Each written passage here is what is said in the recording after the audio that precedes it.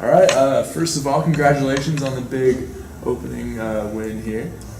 I think probably first thing we can talk about is just how we opened up the game. Obviously, started out 3-7, I think, trailed, then the big Adams got in foul trouble, picked up 2 quick ones. Talk about your strategy when it came to her, obviously an All-American, and how you dealt with her in the first half. The plan was, watch the film and know she's a great player. The plan was to limit her touches in the paint. You saw to the end of the game, she finished pretty well around the basket. So Madison, Kenny Lennox, Kenny Shubin did an awesome, Kate Radfield did an awesome job of shutting her down in the paint. So that's kind of our mission going to the game. Defense was good. Yes, it was. You guys in the first half, you kept them on a scoring drought that was like 10 minutes long. What was the biggest reason for that? You go first. What do you think about it? Scoring that. Like I said before, defense, that was really what we capitalized on. I think everybody had really good ball pressure. Those wings came out of nowhere towards the second half. But basically we just pushed on defense and we scored. Defense, I mean, we didn't score also in that drought. I mean, it was like both teams didn't score at all. So defensively, I tell them every day, if we shut down defense, we'll win the game. And I think they bought into that tonight. And that drought was just ball pressure, hustle play, I call it. Just everything was very intense, so it's good. Yeah, you talk about hustle plays and intense pressure on the ball there. I think it was 17 turnovers there in the first half. Can you talk a little bit maybe about what you tried to do defensively there, or was it just real activity from your guards? Well, we really preach on winning those hustle plays, tips, loose balls and whatnot. They're really big in our program, and we emphasize a lot on ball pressure, getting after it, because we hate it when they pressure us. So we do it back to the team. So it's kind of our mission today and going to the season. But I was very pleased with all the efforts defensively and whatnot. So. I think that communication plays a lot into that as well. I think we were really aggressive on defense, but we also were helping each other out and aware of what was going on the court. So I think that communication really helped. When one would get a tip, there would be someone else ready to finish that play, and I think that us working together really made it come together. Tonight you guys had a lot of good looks from 3. Tiffany had several 3-pointers tonight. What was the biggest reason for having all those open shots on the perimeter? Ball movement. Getting the inside out, swing the ball as fast as we could to open person. There's a lot of Tiff, open looks, Katie Hahn, Melanie Ship, she played in the first half. A lot of players open shots, so ball movement, I don't know what to say. And 2 having active high post players. So Madison, Katie Linden, Katie Radfield, Nicole Jones a little bit, passing high post, kind of holds the defense, gives open looks in the wings.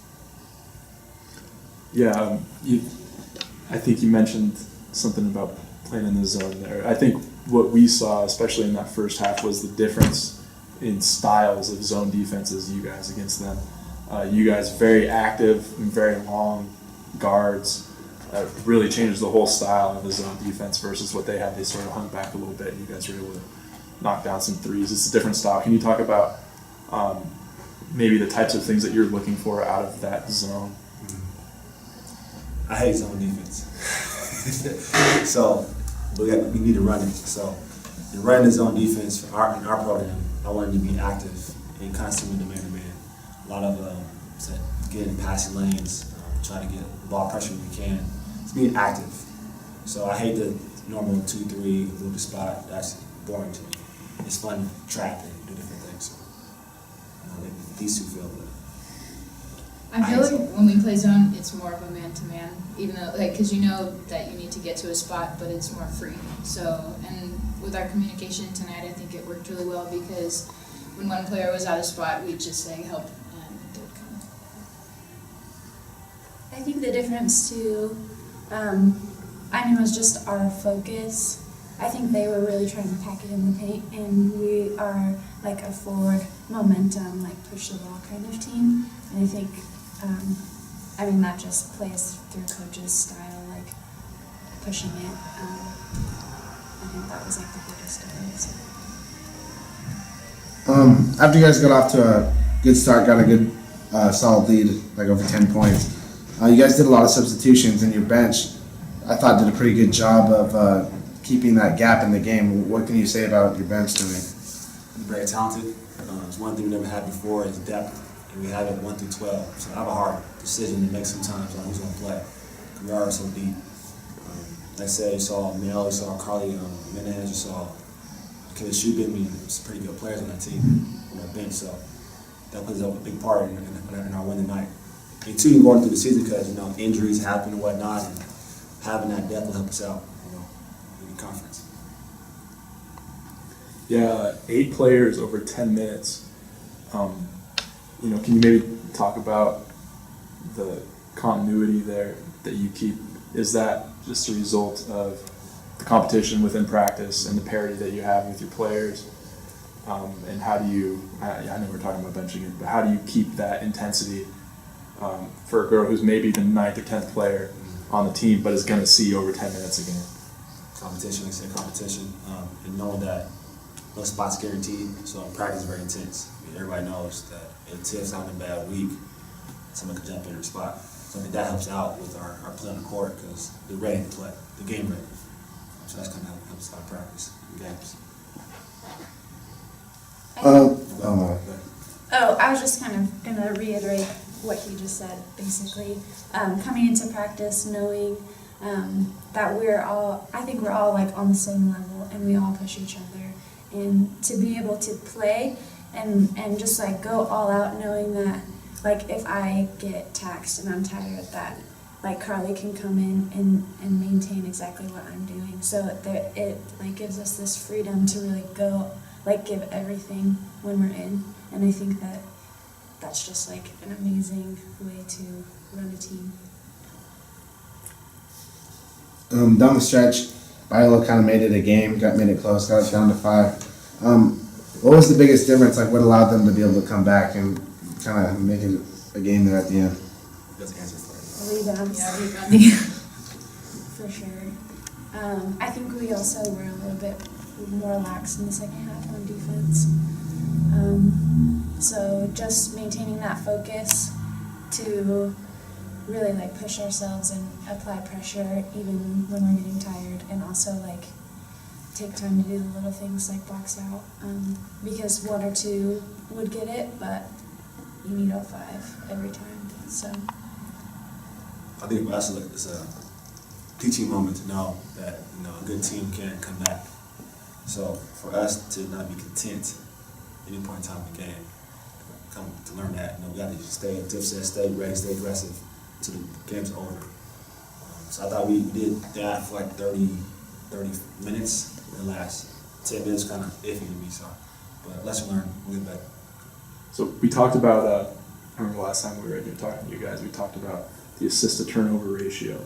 For you guys, it was 11 assists, 17 turnovers, which I'm sure, that's something that you'll want to improve on, but not totally bad. But you held Biola to 5 assists to go along with their 23 turnovers. So, we talk about ball pressure, obviously, as a way to pick up turnovers, and that's what you guys did, especially in that first half. But can you talk a little bit about the lack of assists? Is that something that you guys focus on, or is that just a result of not allowing those, kind of open passes to players who are going to get open shots? yeah, I think it's pretty much just a result of like applying pressure. Because when you rattle someone, it's harder for them to make a good pass. And again, also our communication and our rotation on defense, I think that it was the best we did as a team, like throughout. I mean, I know it's our first official game, but just through practice and stuff, it's something that we've focused on and we haven't been the strongest at.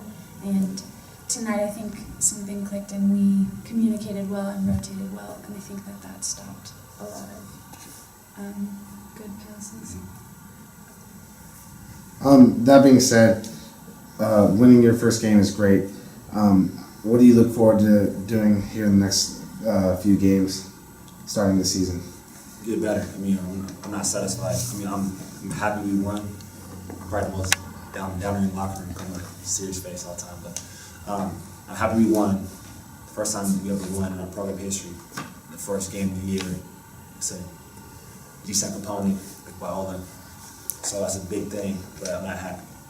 And I think we could get better. And for us to not play well for 40 minutes is, to me, a good thing, because I can't wait to see how we play when we play a full 40-minute game.